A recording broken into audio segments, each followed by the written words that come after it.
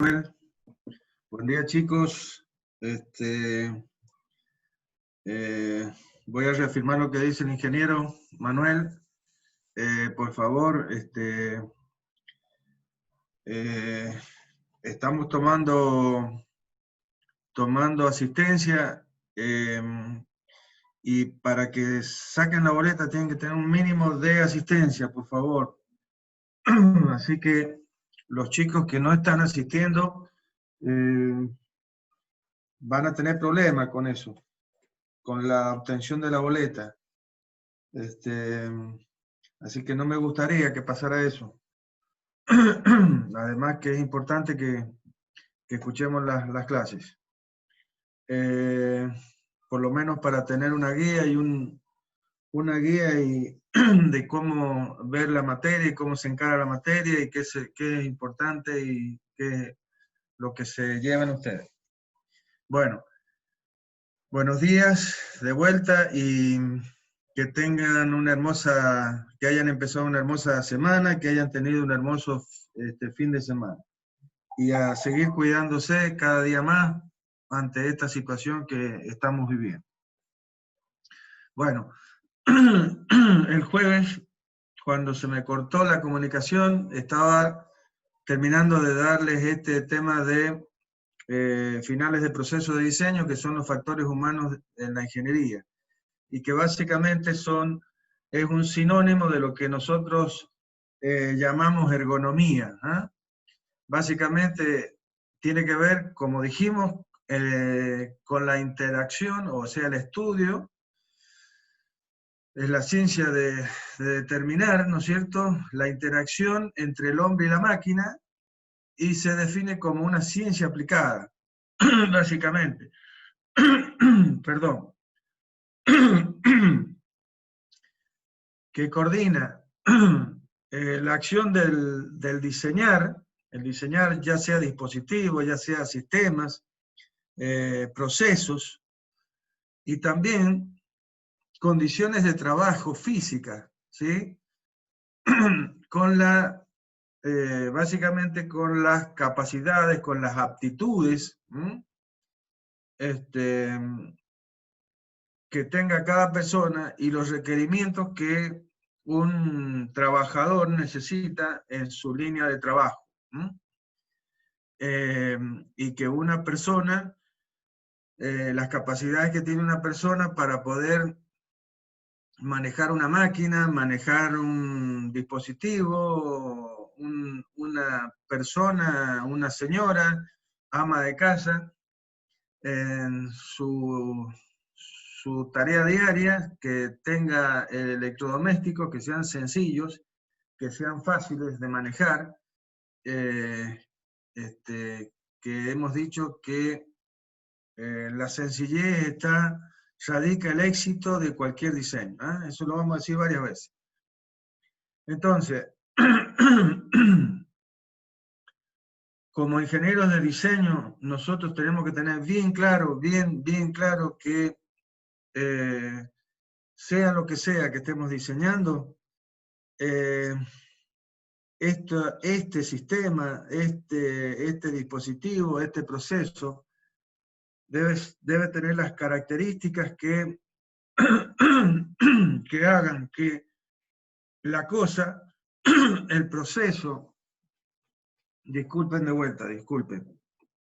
el proceso se adapte al hombre y no que el hombre se tenga que adaptar, básicamente.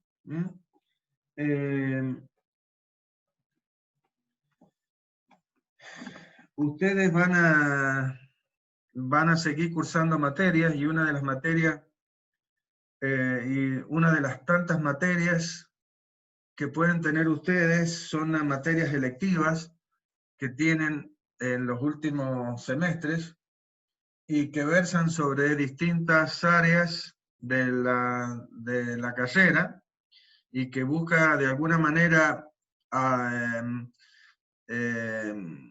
respetar, satisfacer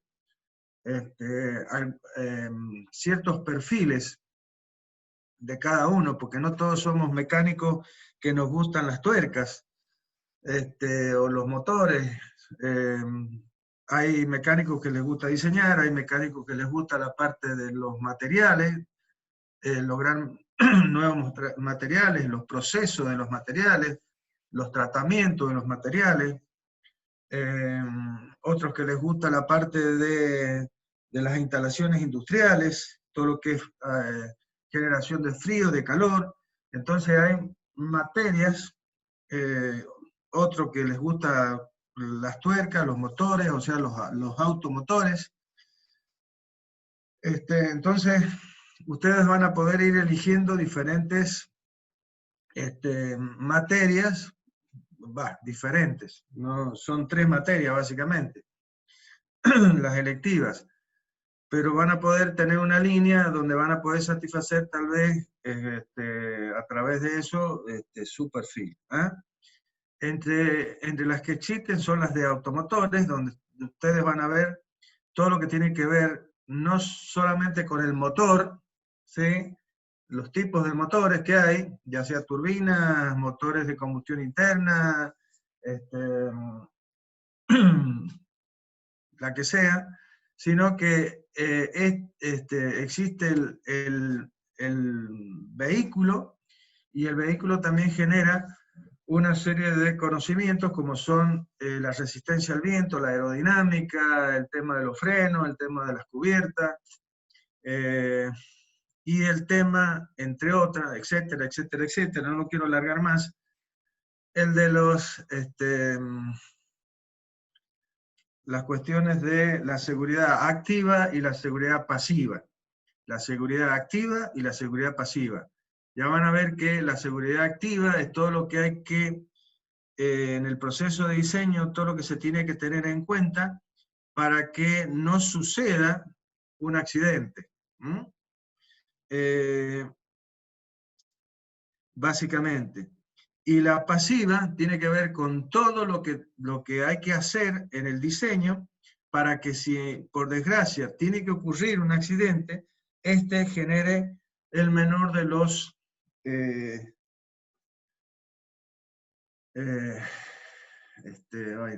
perdón, que no me sale la palabra, genere el menor de los perjuicios, básicamente. Entonces, desde el punto de vista de la seguridad activa, y tendríamos que ver todos estos factores humanos, que son la ergonomía de un buen asiento, de una buena butaca, que no genere que la persona se encuentre bien apoyada, bien descansada, que en un viaje largo no se canse.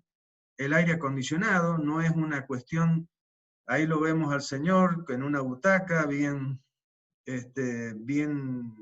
sentado, bien apoyado, la posición del volante, que hoy por hoy se puede regular en altura, en profundidad, lo mismo que el asiento, el respaldo, la posición de todos los parámetros que hay que ver, ya sea velocidad, la posición de todo lo demás, el radio, etcétera, etcétera, etcétera, que hacen que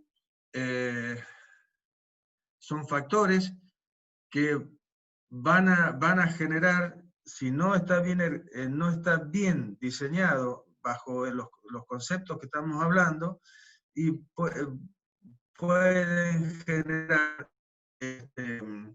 cansancio prematuro en las personas y con esto producir un accidente, básicamente. Y la pasiva es el hecho de que si ustedes piensan y miran un poquito los autos viejos, como un 128, un R12, un Peugeot de los viejos, 504, van a ver que los paragolpes eran metálicos y estaban salidos respecto del chasis. Hoy si ven un auto van a ver que todo es un conjunto, todo forma, los paragolpes forman parte de lo que es la trompa en un solo formato, básicamente, y la forma del auto hace que si llegase a haber un choque, la persona que recibe el golpe, bueno, va a poder salir un poco menos perjudicada en ese tema. El mismo conductor, frente a un choque, bueno, existen los ABS, existen el control de tracción, existe las bolsas de aire, existe la posibilidad de la deformación de la trompa, cuando antes los autos eran tan rígidos que el choque era soportado prácticamente por el cuerpo humano. Bueno, en cambio hoy lo que se deforma, lo que absorbe el choque, la energía cinética, ¿sí?, es la trompa que se va deformando, que el motor, en vez de meterse adentro del habitáculo, sale no despedido, sino deslizado hacia atrás, hacia abajo. O sea, hay un montón de cosas que hacen de la seguridad activa y de la seguridad pasiva, y que tienen que ver con estos factores humanos de ingeniería en el diseño, y que todas las cosas busquen el menor perjuicio para las personas que usan los elementos, ¿ah? Básicamente. Todos estos temas y datos de factores humanos se pueden conseguir en un montón de información técnica, ¿sí?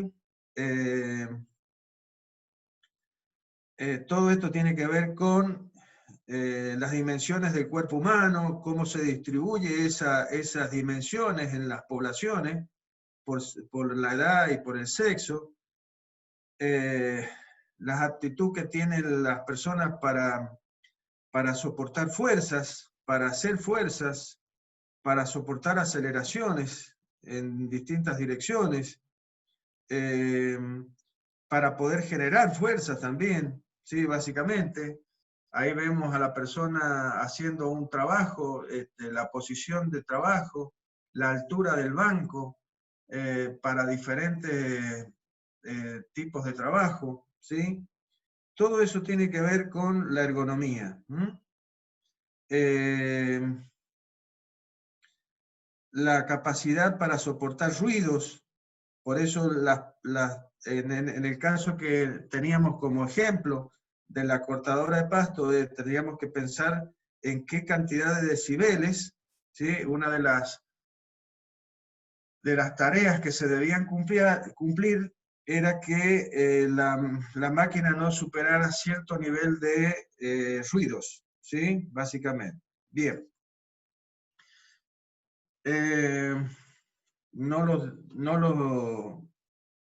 Con esto creo que es suficiente para tener una idea y formar criterios en cuanto a los procesos, o sea, los factores que tienen que ver con la ergonomía, ¿eh? Y finalmente, algo que también es interesante y es importante, y yo lo digo permanentemente en clase y cuando van a rendir, y es el hecho de que somos ingenieros, y me preocupa mucho cuando llegan a tercer año y muchos me dicen que durante esos 3 años prácticamente han rendido 2 veces o 3 veces en forma oral y muchas veces escrita. Entonces, está bien escrito, pero también hay que desarrollar la capacidad oral, desde el punto de vista de que como ingenieros generalmente vamos a tener que hacer lo que se denominan los reportes de ingeniería. Estos van a ser reportes tanto en forma escrita como oral, ¿sí? Verbal o escrita, ¿sí? Tenemos que tener ambas capacidades, pero normalmente los ingenieros pensamos que después que nos recibamos vamos a estar haciendo cálculos y más cálculos, y yo les puedo decir, bajo mi experiencia en 8 años de trabajo en industria, que lo menos que hice es hacer cálculos. Lo que más hice es no me gusta la palabra manejar, sino conducir disponer de administrar toda la capacidad de la gente que tenía a mi cargo, y dando todas las instrucciones necesarias en cuanto a qué se debía hacer, cómo se debía hacer, cada uno de los procesos, a medida que íbamos generando nuevos procesos, etcétera, etcétera. Entonces hay mucho de subir información hacia nuestros jefes, hacia nuestros gerentes, y bajar mucha información hacia nuestros subalternos, llamémosle así, a los operarios, con toda la información técnica y no solamente información técnica. Hay mucha información también en cuanto a la vida diaria de la gente, y de saber escuchar y de saber enseñar. Entonces, debemos estar preparados para esto, debemos tener capacidad para expresarnos y saber expresarnos bien y saber indicar qué queremos, qué pretendemos de lo que estamos pidiendo. Y para eso hay que justamente hacer gimnasia en cuanto a cómo debemos pedir las cosas y cómo debemos presentar las cosas, ¿ah? Ya sea verbal o ya sea escrito, ¿ah? Entonces, por eso el libro, como dice acá el libro, cuando lo lean, espero que lo lean porque es importante. Entonces, el estudiante de ingeniería debe desarrollar aptitudes de comunicación, ¿sí? Usted puede ser la persona más lista en el mundo, pero nadie sabrá eso si usted no puede comunicar sus ideas de manera clara y concisa, ¿sí? Por eso es importante, yo insisto, cuando vienen a rendir, el hecho de saber presentar el tema, cuando uno se los pide, y el desarrollo, y tener claro cómo se debe poner los conceptos básicos, que son lo importante, y bien, y saberlo presentar y desarrollar y llegar a una conclusión en lo que se está pidiendo. Bien, perfecto. Con esto creo haber dado una idea, formado criterios en cuanto a todo lo que tiene que ver con el diseño, con diseñar. Yo no sé si ustedes hasta el momento han tenido en otra materia algo que les dé alguna idea sobre esto. Y más adelante van a tener alguna que es materia que tiene que ver con el diseño, básicamente, o sea, las herramientas para poder diseñar, que son el AutoCAD, la aplicación de los elementos finitos, etcétera, que lo van a ver con un ingeniero que se llama Ingeniero Guevara. Bien. Perfecto. A continuación, bueno, ahí estaba ¿cómo se llama? La diapositiva que tiene que ver con lo que acabo de decir, el reporte de ingeniería. La comunicación de las ideas y resultados es un aspecto muy importante en la ingeniería. Cuando se realiza su diseño, en general, es necesario presentar los resultados a su cliente, compañeros o empleador. La forma usual de presentación es un reporte formal de ingeniería, por lo tanto es muy importante que el estudiante de ingeniería desarrolle sus habilidades de comunicación. Y ahí está bien escrito lo que dice en cuanto a que uno debe saber demostrar que sabe lo que sabe, y para eso debe saber comunicar. Bien, listo. Bueno, vamos a comenzar entonces con la parte correspondiente a la materia en cuanto a los mecanismos, ¿sí? Vamos a determinar a partir de ahora, sino a tratar de presentar definiciones y conceptos que son fundamentales para lo que hemos denominado como síntesis y análisis de mecanismos. Básicamente, entonces, vamos a ver qué es un mecanismo, ahora cómo están conformados los mecanismos, cuáles son sus partes fundamentales, y cómo cuáles son los, como dije, los términos y los conceptos que tienen que ver con estos. En primera instancia, vamos a dar un concepto, una definición de mecanismo muy general, ¿sí? Muy general, que yo creo que tienen ustedes idea de esta, pero que después vamos, a medida que vayamos viendo ahora y hoy, los conceptos fundamentales de estos, vamos a llegar a una definición un poco más concreta y más concisa de lo que es un mecanismo, ¿sí? Y que normalmente cuando yo hago las preguntas en el parcial, lo normal es que pregunte ¿qué es un mecanismo? Y yo siempre digo, traten de no contestarme lo que está puesto en este momento en la pantalla, sino la más elaborada que tiene que ver más con la realidad de un mecanismo. Si bien esta también lo define. Entonces, un mecanismo es un dispositivo que transforma el movimiento, según un esquema deseable, dice, y desarrolla fuerzas de baja intensidad, transmitiendo poca potencia, ¿sí? Estos mecanismos generalmente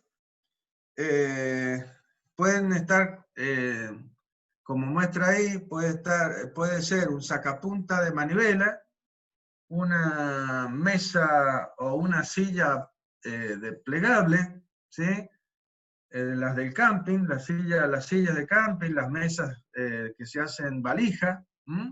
Entonces, un reloj analógico, una lámpara ajustable de mesa de dibujo, o sea, esas lámparas que uno puede en el tablero de dibujo, ¿sí? se coloca y básicamente, como ya vamos a ver, son mecanismos articulados, ¿sí? que permiten colocar al portalámpara en distintos lugares dentro de lo que es el ámbito del tablero de trabajo. ¿Sí? ¿Qué fuerza estamos haciendo, se está poniendo en juego? Básicamente son fuerzas muy pequeñas, ¿sí? y la capacidad de transmitir potencia es mínima, ¿está bien? Ahora, una máquina generalmente es un conjunto de mecanismos que están diseñados para generar o proporcionar grandes fuerzas y a la vez transmitir potencias de valor importante, o sea, de grandes valores. Ejecutando esto bajo condiciones de movimiento controlados. Ya se está pareciendo más a la definición. Entonces, un ejemplo de máquina que tenga que ver con los ejemplos de mecanismos que hemos dado arriba, son una mezcladora de alimentos, un sistema de transmisión de engranaje, una retroexcavadora, ¿sí? Un robot. Básicamente, van a ver, y ya les muestro en la diapositiva que vamos a ver a continuación. Entonces, el hecho de que la diferencia, ¿sí? entre un mecanismo y una máquina no es digamos, no existe una línea que separe esos dos conceptos, básicamente. ¿Por qué? Porque no hay una diferencia de clase, sino una diferencia en el grado, ¿sí? En el grado, básicamente. O sea, en la capacidad de transmitir fuerza, en la capacidad de transmitir potencia. Pero en sí, la clase, ya sea que sea un mecanismo o sea una máquina, es lo mismo, son la misma clase, ¿sí? Nada más que unos están preparados para hacer poca fuerza y otros están preparados para hacer mucha fuerza. Básicamente esa es la idea. Entonces, una definición